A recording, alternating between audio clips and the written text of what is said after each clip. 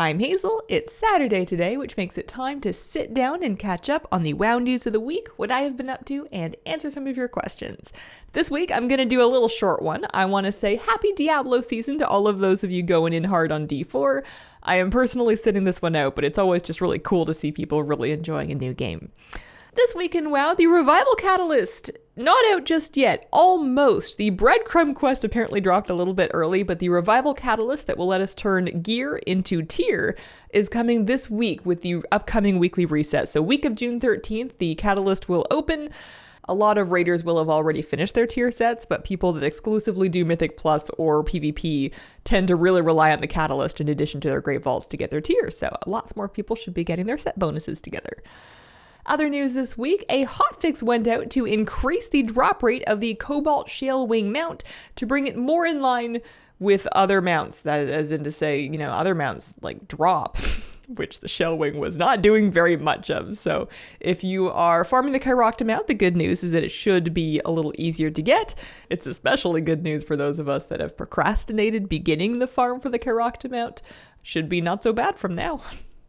What else is going on? In the patch 10.15 PTR, the latest update brought a couple of new features, two of them that I kind of like the looks of.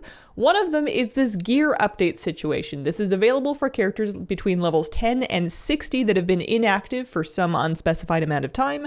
What it's going to do is clear out your quest log, clear out your bags, give you some fresh gear that is level appropriate, port you to the major city, and then mail all of your stuff back to you. And then I guess if you just don't want it, you could delete the mail, I suppose, if you liked your clean new bags and you didn't want to immediately clog them up with all of your old stuff. This looks like a great way to make it easier to pick up old alts, especially because clearing out quest logs is tedious. There's really no select all and delete button, so this is a welcome update.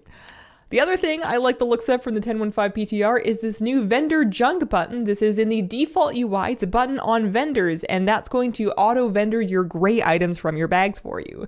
Many of us have had add-ons that have been able to do this for forever, but it's a huge update to the basic default UI, which many people do use.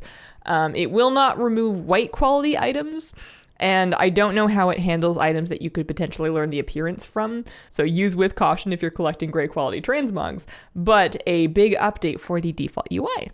In my life this week in WoW, I have been actually really enjoying gearing up some alts. I have been doing pugged keys and pugged raid on more than one alt, which is unheard of for me. I always talk about doing it and I've never actually done it, but I've been getting into some BM Hunter and some Shadow Priest to kind of try out a couple of DPS specs to balance out my healing life. And my Hunter has a massive attack butterfly, which makes me very happy. And a question from this week, Andrew wants to know, do you think that primal storms and rares on the Forbidden Reach need to be adjusted to scale in health and damage as more people tag the mobs? Both areas almost always void of players, impossible to complete the storm, and the rares hit like a freight train. So I think to some extent they do. I guess the question is if it could be scaled up to make them easier to solo. And I think that sounds nice, but it's probably cheesable in some way that would let people giga farm materials or something.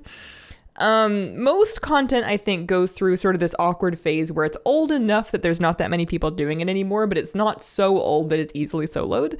And that's a problem that's just fixed with time, as enough patches go by and the gear gets better, eventually you're going to be able to deal with that stuff on your own. In the case of the Forbidden Reach rares, I've actually seen group finder groups still continuing to be very active for those. I'm not so sure about Primal Storms, but for the Forbidden Reach rares, there are definitely still people out there looking to group up and do those. And that's been the week. Thank you very much for watching. If you have any questions for a news video, please leave it in the comments and include the word question to help me find it. I appreciate you guys, and I hope you have a wonderful, wonderful day. Bye.